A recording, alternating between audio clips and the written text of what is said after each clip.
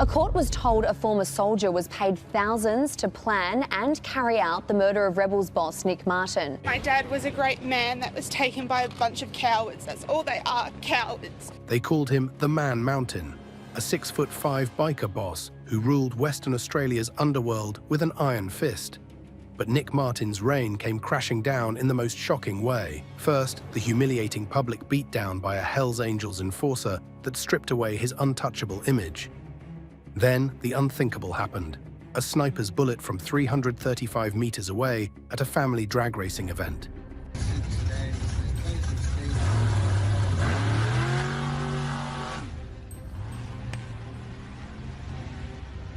One shot, one message. Nobody is safe. This is how a legend fell. Up to 100 bikies brought traffic to a standstill today as hearses and Harleys rode in formation to the funeral of slain Rebels boss Nick Martin. Police tracked their every movement from the ground and sky. This is the moment a police marksman took aim from the air. The sniper poised, finger on the trigger, ready. All because police believe the killer who executed him in front of horrified families at Perth Motorplex could very well be among the mourners. Nick Martin's life. They called him the Man Mountain for a reason. Standing 6 feet 5 inches tall, Nick Martin wasn't just physically imposing, he was a walking force of nature in Australia's biker world. His presence commanded attention, his reputation demanded respect. Unlike the stereotypical denim-clad biker, Martin crafted his own image, trading traditional cuts for high-end streetwear while maintaining the intimidating aura that kept enemies at bay. Born in the UK in 1969, but raised in Western Australia, Martin didn't stumble into the outlaw life, he chose it deliberately. By 17, he had already left home, working as a bouncer where he learned to handle Perth's toughest crowds. This wasn't a man pushed into crime, he walked into it willingly, stepping over legal boundaries without hesitation. By 18, he was already on police radar, racking up a $22,000 fine for dangerous driving in 1988. The brushes with law continued. Assault charges at Northbridge's Aqua nightclub in 1996 showed that Martin wasn't just walking the line between legal and illegal, he was regularly crossing it. What made Martin different wasn't just his imposing stature, but his audacity. When police once rammed an armored vehicle through a Rebels clubhouse during a raid only to find nothing incriminating, most bikers would have licked their wounds in silence. Not Martin. He publicly demanded authorities pay for the damage, a bold move that cemented his reputation as someone who played by his own rules. Despite his fearsome public persona, those closest to him painted a different picture. Family members described him as intensely loyal, a teddy bear behind closed doors. This contradiction, feared in the streets yet cherished by loved ones, would follow him throughout his rise to power, setting the stage for his dramatic ascent through the Rebels ranks. Martin didn't just join the Rebels Motorcycle Club, he reshaped it. Rising through the ranks to become the Western Australia president, he turned himself into the face of outlaw biker culture in Perth. Unlike the typical denim-wearing bikers of old, Martin preferred high-end streetwear, creating his own distinct style that matched his outsized personality. His reputation grew not just from his size, but from his actions. When rival gangs tried to move into his territory, Martin stood firm. When police raided Rebels clubhouses, he publicly demanded they pay for damages, something most outlaw bikers would never dare to do. He lived by his own rules, facing down enemies and building a network of loyal followers. By 2020, cracks had appeared in Martin's once unshakable position. Removed from leadership amid accusations of misusing club funds, he found himself vulnerable. A public beating by a Hells Angels member at a bar in November 2020 damaged his untouchable image. 1 month later, his larger-than-life story ended dramatically at Perth Motorplex. A single sniper shot from 335 meters away killed the man who had seemed invincible.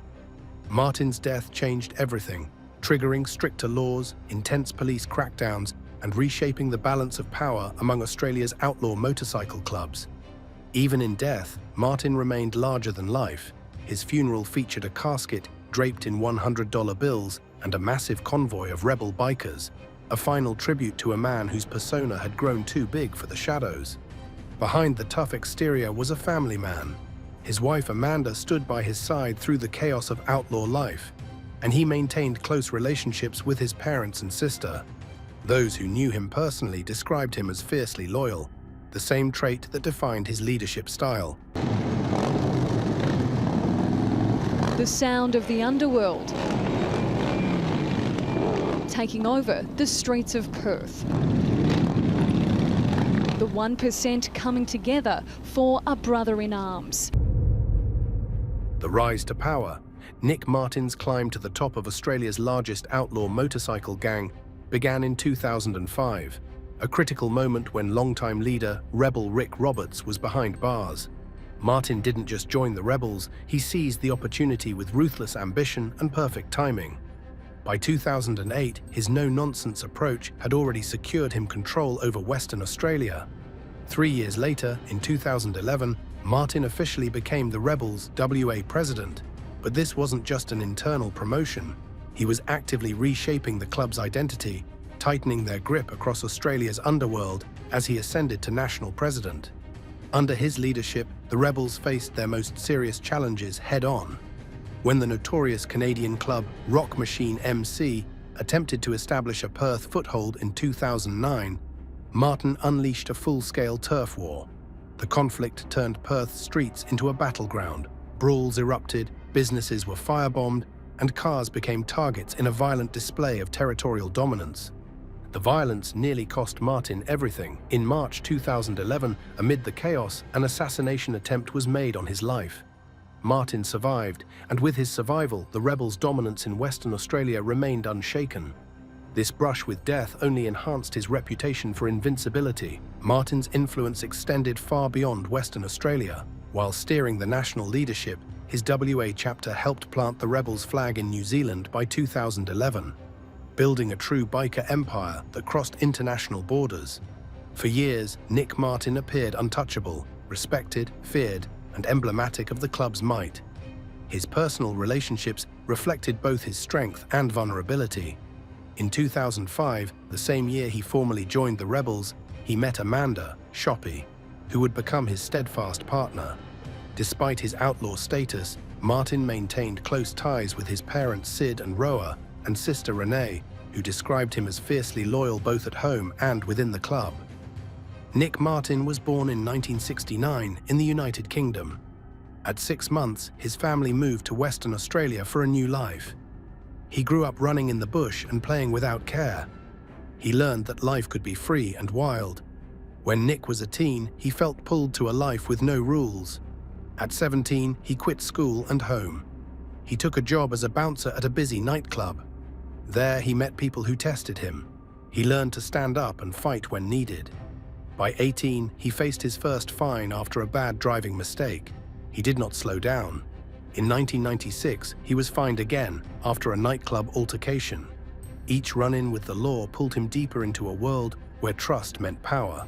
In 2005, Nick saw a chance to join the rebels' motorcycle club. Their main leader was behind bars, leaving a slot open. He rode straight into the gap. He did not wait to rise. In 3 years, his size and toughness made him a top figure in Western Australia. He earned the name the Man Mountain, not just for his size, but for his will. He wore sharp street clothes, not old denim, showing that he was a new kind of leader. In 2011, he was named president of the club's Western Australia chapter. He helped start a new branch in New Zealand and kept groups from moving in. When police raided his club, he demanded they pay for damage. He was not afraid of any fight. Soon after, he rose to national president. His path was clear: strong will, clear moves, and an eye for chance. Nick Martin's rise to power showed that the boldest man took the top spot. His story was heard by many, but even Martin's seemingly impenetrable power structure had cracks forming beneath the surface. By 2018, with mounting legal troubles including charges of extortion, laundering, and tax evasion, his grip on the club began to weaken. These growing internal tensions would soon erupt into the financial scandal that would begin his downfall. Was sitting next to her husband when he was gunned down. There is a hole in my heart and cannot be healed. My best friend is gone and I am broken into a million pieces and I just want him to come home.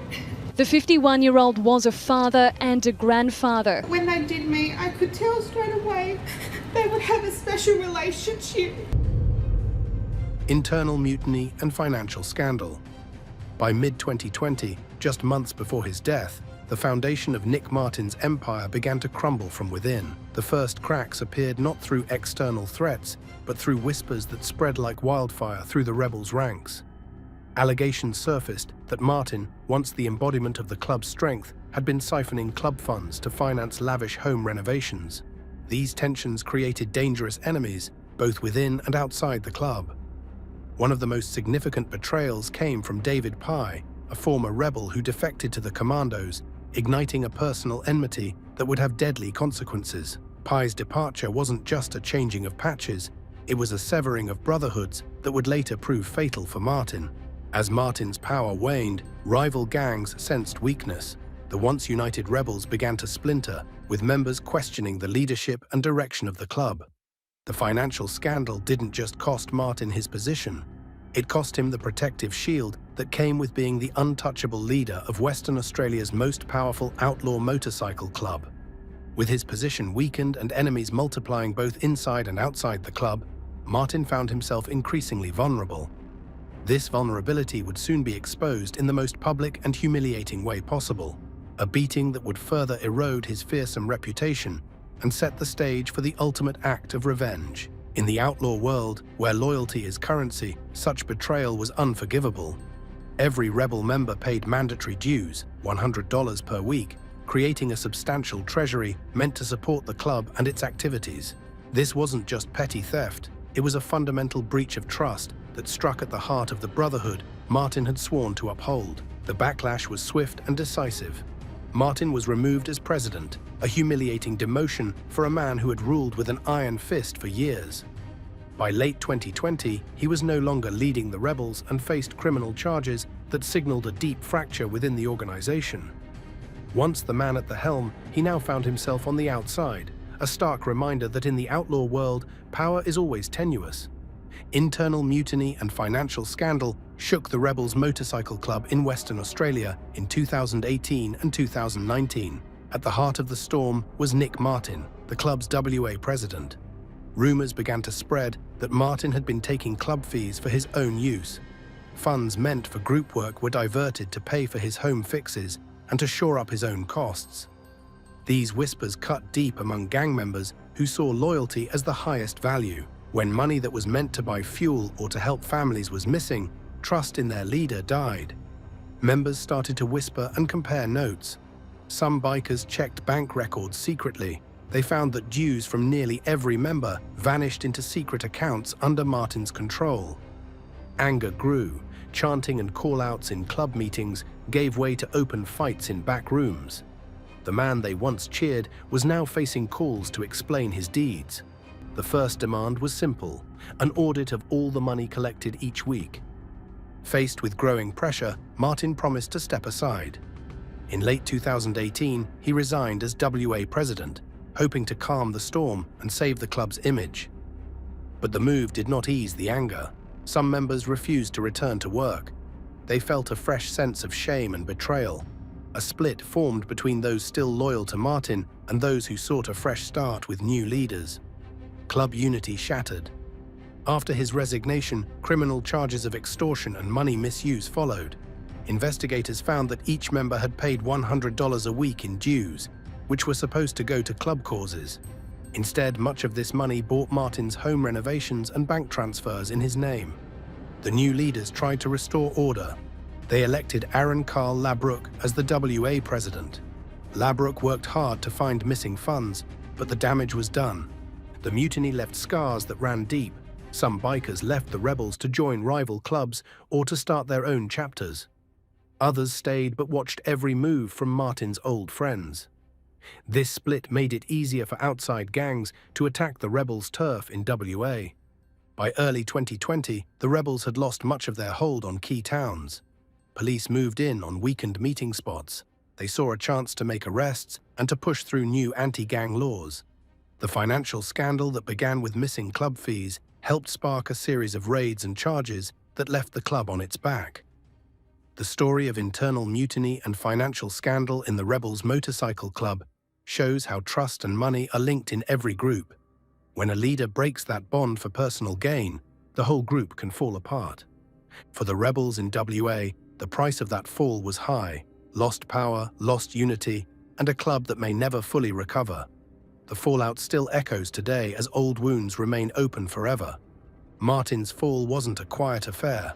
His resignation in 2018 had been a strategic move designed to steady a fracturing ship.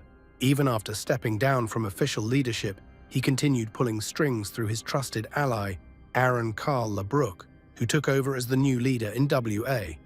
But the strategy failed to quiet the growing discontent. With a coffin fit for a criminal kingpin. Wrapped in $100 bills. The casket on a sidecar for the final send-off. Public humiliation preceding his death. On November 24, 2020, at the Sandbar in Scarborough, Nick Martin's carefully cultivated image of invincibility shattered in seconds. What began as a seemingly routine encounter with Danny Brakovic, the Hells Angels' feared Sergeant-at-Arms, quickly spiraled into a scene that would fundamentally alter Martin's standing in Perth's underworld. The CCTV footage captured it all. A standard greeting marked by a handshake transformed instantly into chaos. Brakovic, a trained former cage fighter with serious combat skills, struck first, unleashing a flurry of punches that sent the imposing Martin reeling. The bar erupted as chairs scraped across the floor, drinks spilled, and bystanders scrambled to avoid the collision of these two outlaw heavyweights. For Martin, the physical injuries paled in comparison to the damage to his reputation. The once untouchable Man Mountain had been beaten in public, dazed and forced to seek hospital treatment, a humiliation no outlaw biker would willingly endure. In the world of outlaw motorcycle clubs, perception is reality, and the perception now was clear. Martin was vulnerable. The police understood what everyone in the bar knew. This wasn't just another biker brawl. This was a significant shift in power dynamics that could potentially ignite a full-scale war between the rebels and the Hells Angels. One wrong move or retaliatory strike could turn Perth into a battlefield. While Brakovic later pleaded guilty to public fighting and walked away with an $800 fine, for Martin, the consequences were far graver. The fight wasn't merely about physical dominance, it was a public statement. To those watching from the shadows, it was an announcement that the once formidable Nick Martin was no longer untouchable. In the days following the fight, tension hung over Perth like a storm cloud. Would Martin strike back? Would the rebels retaliate against this public assault on their former president? The Outlaw Code demanded a response, but Martin's diminished standing within his own club complicated matters. Internal mutiny and financial scandal can shake any group to its heart. In the Rebels Motorcycle Club in Western Australia, this happened in 2018. Rumours spread that the club president, Nick Martin, had been taking money for his own use. He was said to have used club fees to pay for big home repairs and personal costs. Members felt betrayed. Money meant for the group vanished into secret accounts. The sense of fair play and team spirit was lost. As trust broke down, anger rose. Some bikers began to question every word and every move. Whispers of wrongdoing turned into an open fight. When things got bad, one group demanded answers. Under pressure, Martin stepped down as president to try to calm things, but the damage was done. The club split into different groups, and the unity that once held them together was gone. The financial scandal had given new life to old grudges. The mutiny left the rebels weaker and open to outside threats. It showed how money and trust can clash in a dangerous mix. It showed how hidden deals can destroy ties built over many years and completely wreck a group's future and hurt plans to recover. Nick Martin was once known as the Man Mountain for his size and strength. He led the Rebels Motorcycle Club in Western Australia. Yet just weeks before he died, Martin suffered a blow that changed how both the public and fellow bikers saw him.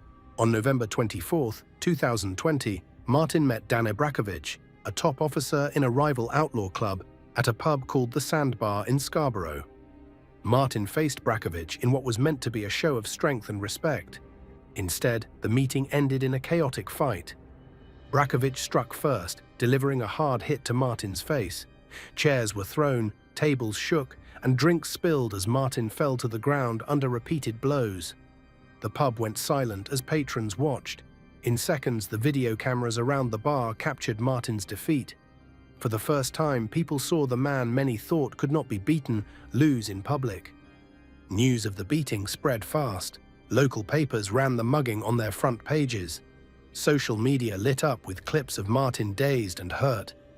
People who had viewed him as an untouchable leader now saw him as just a man who could bleed. The public image he had built over 15 years collapsed in a single night. This event was more than a bar fight. It was a clear sign that his power was slipping. Inside outlaw circles, the fall of Martin's reputation was a topic of quiet talk. Some members of his own club whispered fears about his strength as a leader. Rival gangs took note. They saw that Martin no longer commanded fear and respect. Without that aura, his club seemed open to attack. The balance of power shifted as people dropped hints that Martin's days at the top might be counted. After the fight, Martin left the sandbar with a fresh cut and a new warning from those who watched. He did not hit back. He did not show he could still fight with the same brutal skill he once had. Instead, he accepted help from friends and walked away. This calm response was not the look of a leader ready to stand his ground. The public loss was especially harmful because it came so close to his death. In 2 weeks, a sniper's bullet ended Martin's life at a public race event. Many saw a link between the sandbar fight and the killing. His fall from power in front of cameras made him a target. A man once feared had become a man who could die in full view. In the end, the public humiliation at the sandbar was more than just pain to Martin's face. It was pain to his pride. In the outlaw world, loss of face invites attack. This moment set the scene for his final act, a life taken in broad daylight, and it taught everyone that respect is fragile and can vanish in a single blow that shatters trust instantly. This public humiliation came at a crucial moment. Martin was already dealing with the fallout from his removal as president and allegations of financial impropriety. Now, with his physical prowess called into question, the foundation of fear and respect that had protected him for years was crumbling. Just 18 days after this public beating, Martin's enemies would seize upon his weakened position in the most dramatic and final way possible. Not with fists in a crowded bar, but with a sniper's bullet from 335 meters away. The assassination.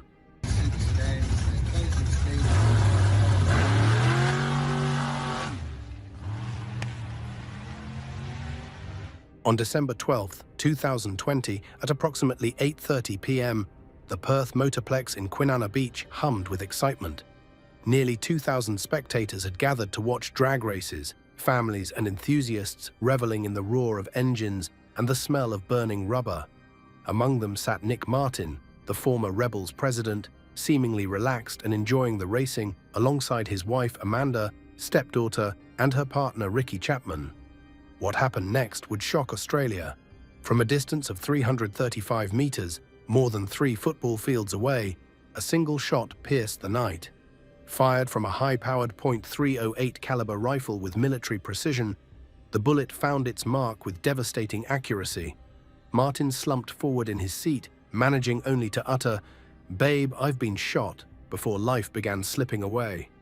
The crowd erupted into chaos. Families ran in terror as Martin's blood-soaked hands revealed the gravity of what had happened. The bullet, with lethal efficiency, had passed straight through Martin, continuing its deadly path to hit Ricky Chapman and graze Martin's young step-grandson. 3 victims from one calculated shot. This wasn't a heat-of-the-moment killing or a bar brawl gone wrong. It was a cold, calculated assassination carried out with the precision of a military operation. The shooter had vanished into the night, leaving behind nothing but questions and a chilling message. No one, no matter how powerful, was untouchable. The investigation would later reveal the assassin was a 34-year-old former Special Forces soldier with no criminal history, a trained marksman who had methodically planned every aspect of the hit.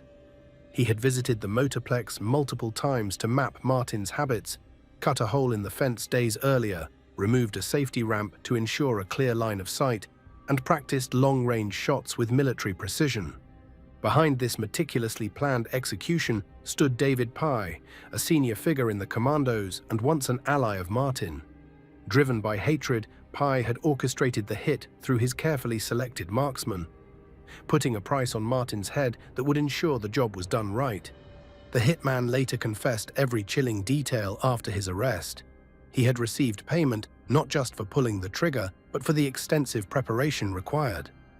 Court documents revealed Pye had already lined up another high-value target and intended to use the same sniper for the job, promising an even bigger payday. The death of Nick Martin at the Perth Motorplex changed how people saw outlaw bike clubs in Australia. On the night of December 12, 2020, almost 2,000 fans had gathered to watch drag races under bright lights. Martin sat in the grandstand with friends and family. Suddenly, a single bullet flew through the air from a spot more than 3 football fields away. It struck him in the chest as the roar of engines filled the night. The shot came from a high-speed rifle set up 335 meters from where Martin sat. The gunman had cut a small gap in the fence to hide his move. He used a long scope and had practiced the shot again and again. In one smooth action, he fired the round, then slipped away into the dark before anyone could stop him. Chaos broke out as people fell to their knees or ducked for cover. Some crawled under seats, others ran for the exits, yelling for help. The bullet also hit another man nearby and grazed a child sitting with family. Medics rushed in and the crowd was quickly cleared. The scene was caught on camera, showing the sudden panic and fear under the floodlights. Police later learned the shooter was a former soldier trained in special missions. He had no known ties to any gang but was paid to kill Martin. The plan came from a top member of a rival club who once rode alongside Martin but had turned against him. After a long hunt, officers found the hitman and arrested him. He was later jailed for 20 years, and the man who ordered the attack is set to face court in 2025. The public killing left the Rebels Motorcycle Club in shock. Martin had been a leading figure in Western Australia, and his death created a power gap that rival clubs rushed to fill. The bold attack in a crowded place showed how far bike wars could go. It pushed police and lawmakers to act. New rules were passed to curb gang work, and resources against outlaw groups were stepped up.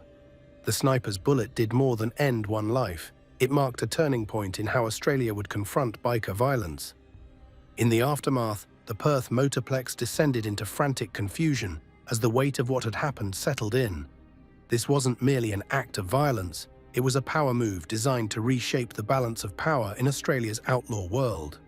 Nick Martin, the once untouchable Man Mountain, had fallen, and with his death, the rules of engagement in Australia's biker underworld had irrevocably changed. The assassination would trigger massive law enforcement operations, new anti-bikie legislation nicknamed Joker's Law, and ongoing legal battles that continue to this day, including the trial of alleged mastermind David Pye, which has been delayed until 2025. The professional hit. Martin's motorcycle club career was marked by rapid ascension and fierce loyalty to the biker lifestyle. He was most notably associated with the Finks Motorcycle Club, one of Australia's most infamous outlaw groups. Within the Finks, Martin proved himself to be more than just a foot soldier. He was a natural leader. His charisma combined. What separated Nick Martin's murder from countless other outlaw motorcycle club killings wasn't just its public nature, it was its military-grade precision. The investigation revealed details straight from a thriller novel. The shooter wasn't a hot-headed gang member or rival enforcer. He was a 34-year-old former Special Forces soldier, a trained marksman with skills honed in Australia's elite combat units. This wasn't a crime of passion. It was a meticulously orchestrated mission executed with terrifying efficiency. The hitman had visited the Perth Motorplex multiple times before the assassination, carefully mapping Nick Martin's habits and preferred seating locations. Days before the hit, he cut a hole in the perimeter fence to secure his entry and exit. He even removed a safety ramp to ensure an unobstructed line of sight. Nothing would stand between his crosshairs and his target. On December 12, 2020, dressed in camouflage gear and positioned 335 meters away, more than 3 football fields, the shooter waited patiently. Using his military training, he accounted for wind speed, bullet drop, and other ballistic factors before squeezing the trigger of his high-powered .308 caliber rifle. One shot was all it took. The bullet struck Martin in the chest before continuing through him to hit his stepdaughter's partner, Ricky Chapman, and even grazing Martin's young step-grandson. After completing the kill, the assassin didn't panic or flee recklessly. With the same methodical precision that marked the hit itself, he calmly collected his gear and disappeared into the night. He later replaced the barrel of his rifle, a calculated attempt to eliminate ballistic evidence linking him to the crime. This wasn't just a murder, it was a professional execution carried out by someone who knew exactly what they were doing. When finally apprehended, the hitman's confession revealed the cold financial reality behind the assassination. Court documents showed he had received partial payment up front, with the remainder delivered after successfully completing the job, around $150,000 in total, discovered hidden in PVC pipes. This wasn't his personal vendetta, it was simply business, a contract fulfilled with deadly efficiency. The professional hit on Nick Martin was more like a military plan than a street attack. The man who fired the shot was a former soldier. He picked a spot 335 meters from the grandstand at the racetrack. He cut a small hole in the fence days before to slip inside without notice. He used a high-power rifle with a long-range sight and practiced the shot again and again. He visited the track at different times, noting where Martin would sit and how the light fell in the evening. On the night of December 12, 2020, the hitman was ready. He set up in the dark and waited until 8:30 p.m. When the drag races roared, noise was high and people paid less attention. He held the rifle steady, looked through the scope, and fired a single bullet. The shot flew straight and struck Martin in the chest. Martin slumped in his seat. The same bullet also hit another man and grazed a young child. The hitman then packed up his gear and slipped away into the night. Police found parts of the gun, including its long tube, in trash bins near a quiet street where the hitman had left them. Tests on the bullet and the barrel showed they matched. They checked his phone calls and found links to the man who paid him. That man was a rival club member who had once been Martin's friend. Police arrested the shooter. In court, he admitted he had been paid to kill Martin, and he received a 20-year prison term. The man who hired him is set to face trial in 2025. The quiet way the shot was done showed how far some would go to gain power. The case shows that no one is safe in that world. The sniper's military background and complete lack of prior criminal history made him the perfect weapon, invisible to police radar until the moment he pulled the trigger. His arrest shocked many who knew him, revealing the dark reality that even trained soldiers could be converted into hired guns for the right price. But while investigators had captured the trigger man, the real question remained: who had orchestrated this precision strike against one of Australia's most feared bikers? All evidence pointed to someone with both motive and resources, someone who wanted Nick Martin dead badly enough to hire a professional killer to do it. Mastermind behind the hit. Behind the sniper's bullet stood an even more sinister figure, David Pye, nicknamed the Baker, a senior figure in the Commandos Motorcycle Club who had once counted Martin as an ally. Pye's journey from Martin's inner circle to his alleged executioner revealed how quickly loyalties could dissolve in the outlaw world. What began as brotherhood had festered into a hatred so profound that only Martin's death would satisfy it. The investigation uncovered a trail linking Pye directly to the assassination, not just as a passing investor in Martin's demise, but as its architect. Phone records, money transfers, and eventually the hitman's own testimony painted a damning portrait of Pye's involvement. This wasn't an impulsive act, it was the culmination of a long-simmering feud that had escalated beyond the typical brawls and territory disputes of motorcycle club conflicts. Pye's methods were calculated and cold. He didn't approach gangland enforcers or rough street criminals for this job.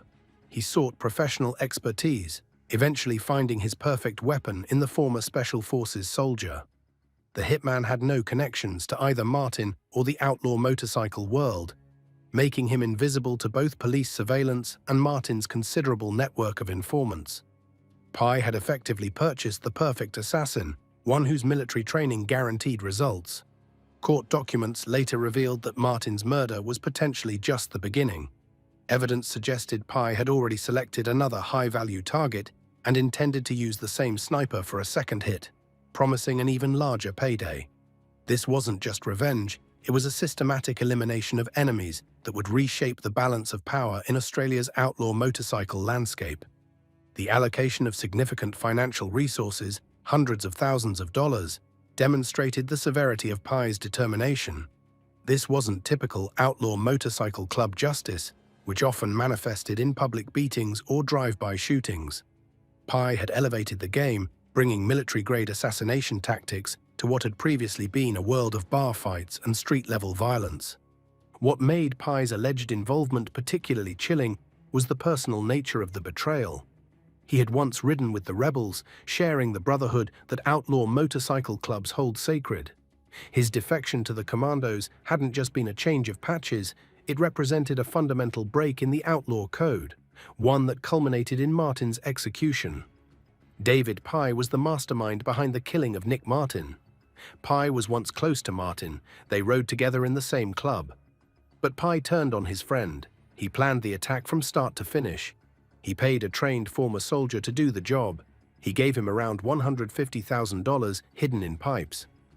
Pai helped pick the spot and the weapon. The soldier used a long rifle with a scope. He cut a hole in the fence to slip in unseen. He practiced the shot many times before the night of the race.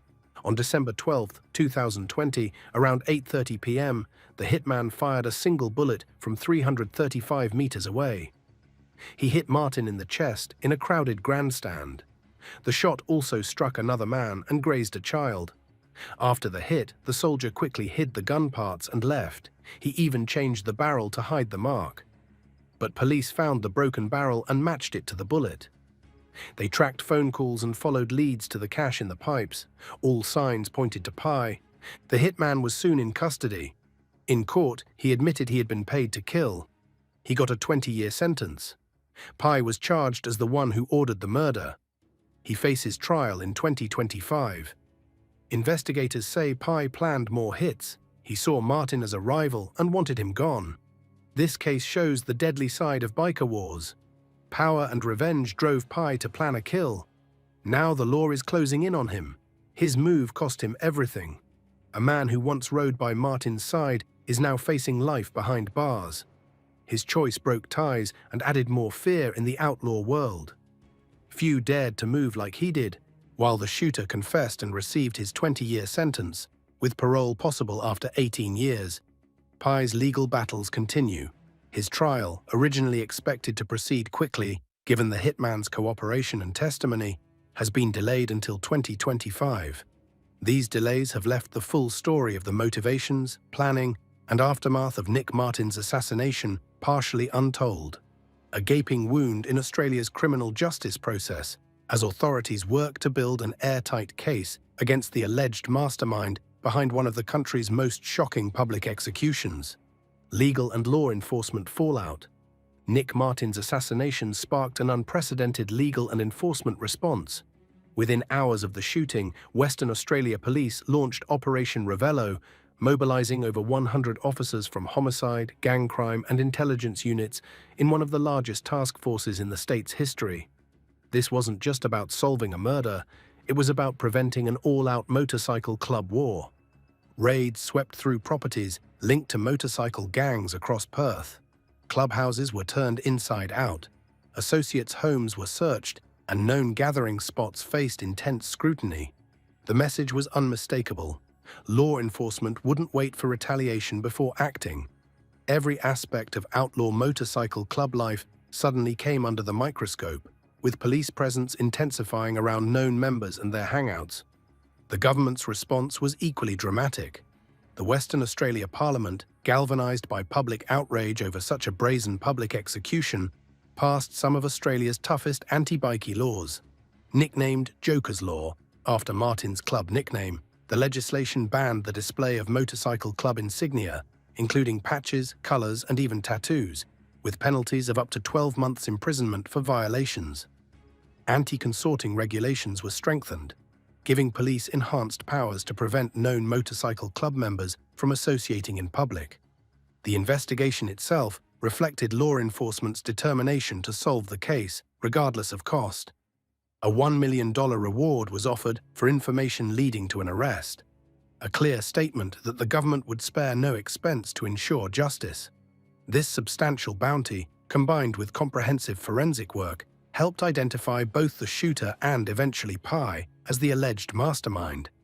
When the former Special Forces soldier was finally apprehended, his cooperation with authorities represented another significant legal victory. His guilty plea and agreement to testify against Pai spared the state a lengthy trial while providing crucial evidence for the prosecution of the alleged orchestrator.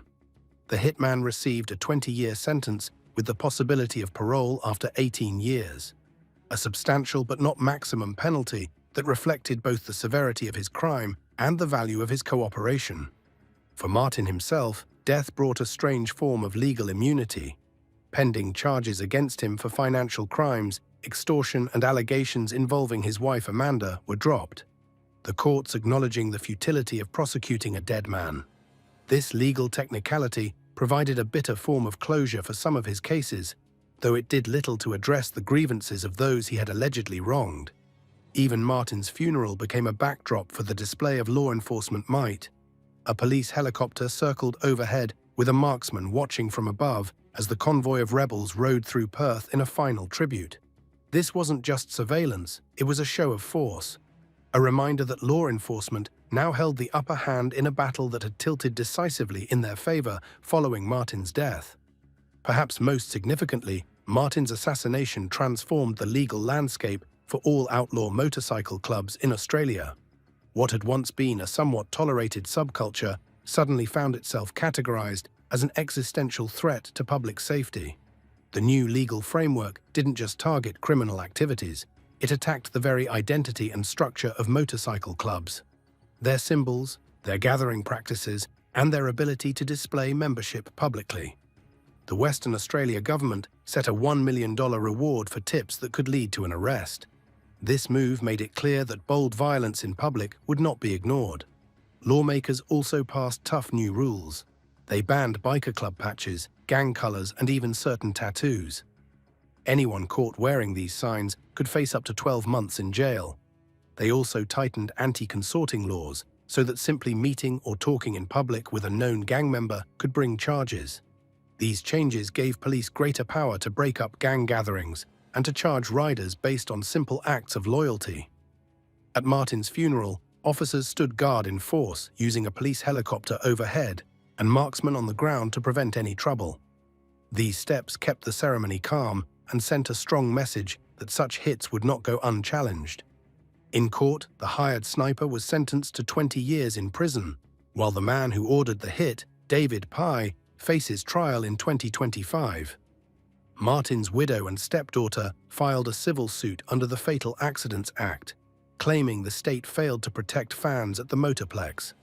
The legal fallout shows how one violent act can reshape laws and police work, forcing a harsh stand against gang power to protect the public. These changes remain in place. The legal battle continues today on multiple fronts.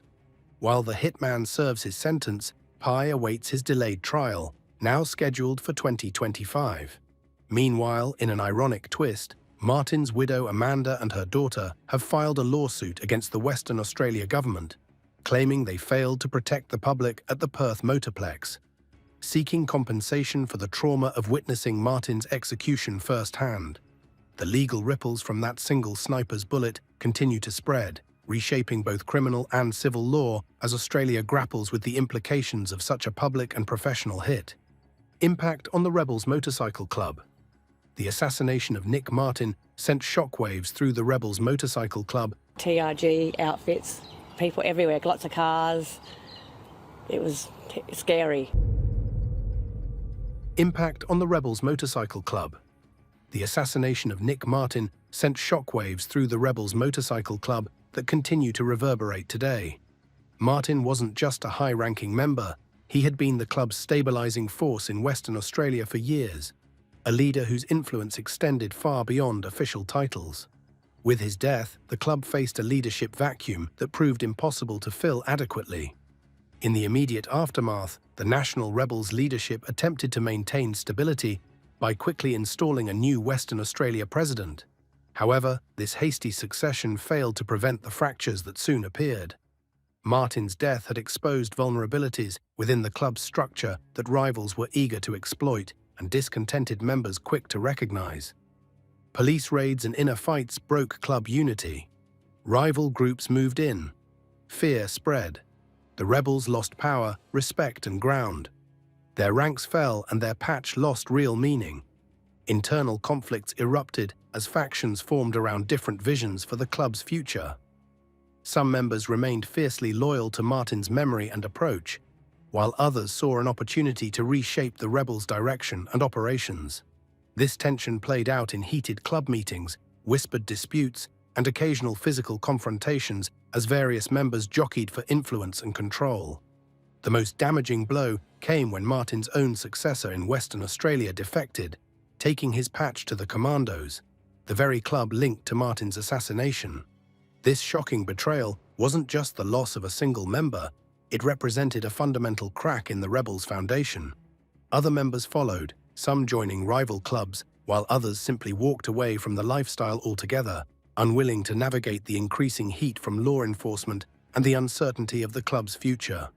The rebels' reputation, built on Martin's fearsome image and leadership, suffered tremendously. Once perceived as untouchable, the club now appeared vulnerable and fractured. Rival motorcycle clubs, particularly the Commandos and Hells Angels, seized the opportunity to expand their influence and territory. Areas once firmly under rebels' control became contested ground, leading to flare-ups of violence as the balance of power shifted dramatically across Western Australia. Financial issues compounded the club's problems. Martin's alleged misappropriation of club funds had already created tension before his death. Afterward, with increased police scrutiny, the club's revenue streams came under pressure.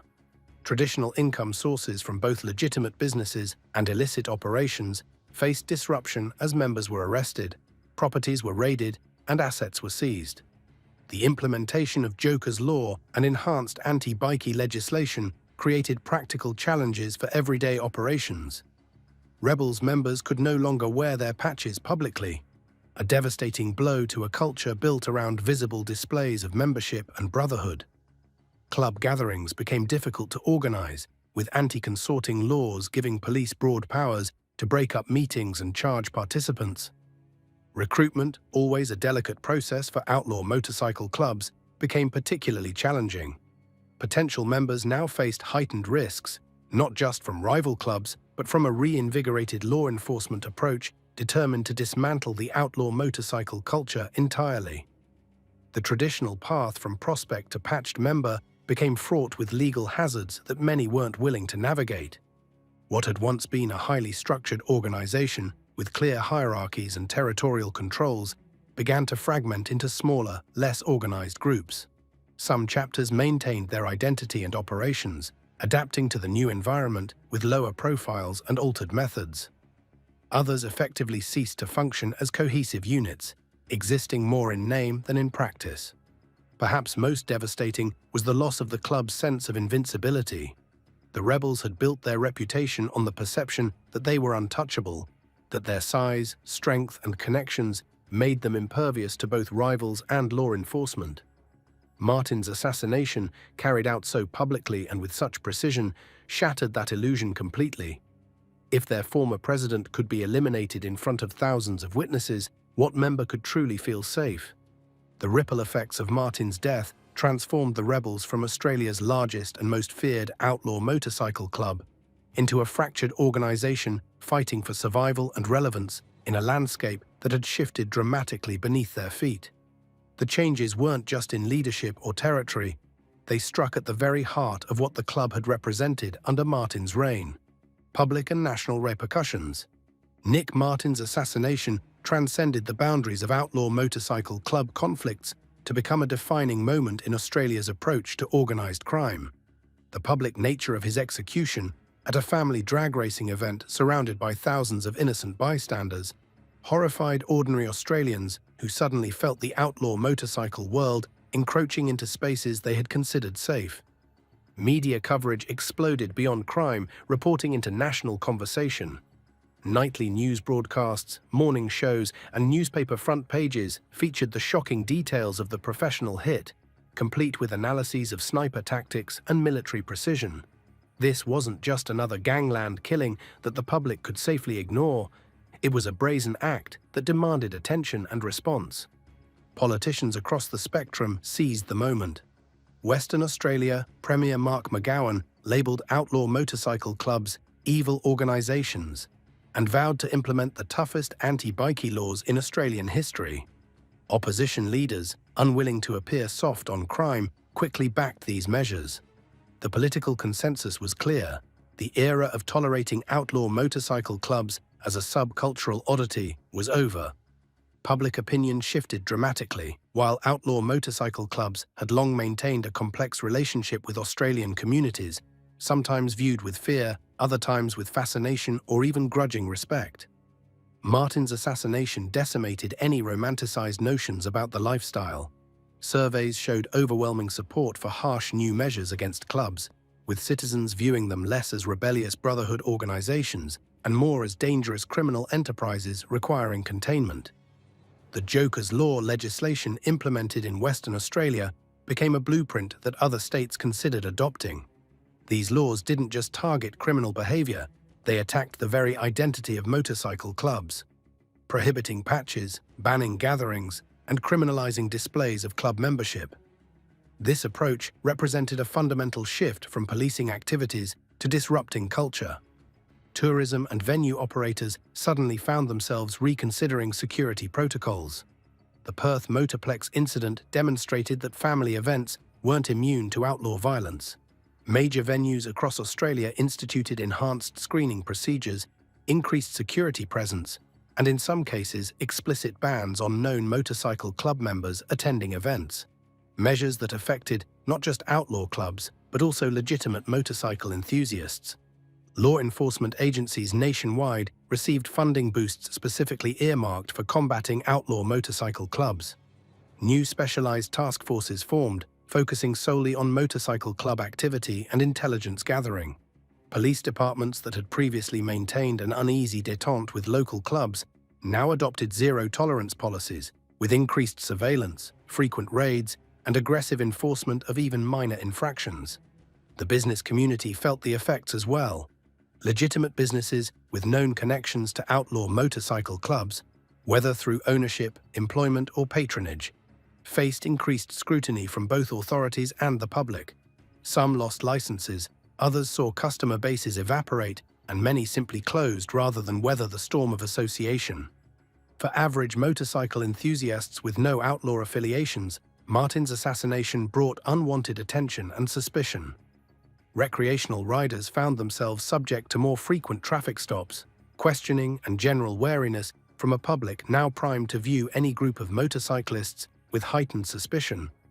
Perhaps most significantly, Martin's assassination forced Australia to confront uncomfortable questions about violence, justice, and social boundaries. The public execution of a known criminal figure, while condemned universally, sparked complex discussions about the effectiveness of traditional law enforcement in containing outlaw culture. Some questioned whether extreme violence was an inevitable outcome of a justice system that struggled to contain organized crime through conventional means. The case continues to resonate years later, referenced in debates about gang legislation, public safety, and organized crime. Nick Martin's name has become shorthand for a turning point in Australia's approach to outlaw motorcycle clubs. The moment when public tolerance reached its breaking point and the full weight of legislative and enforcement powers pivoted decisively against the outlaw motorcycle world. In the wake of a single sniper's bullet, Australia's relationship with outlaw motorcycle culture was fundamentally and perhaps permanently altered. The repercussions extended far beyond Perth, beyond motorcycle clubs, and beyond traditional law enforcement boundaries, reshaping public perception, legal frameworks, and the very nature of Australia's approach to a subculture that had existed in the shadows for decades.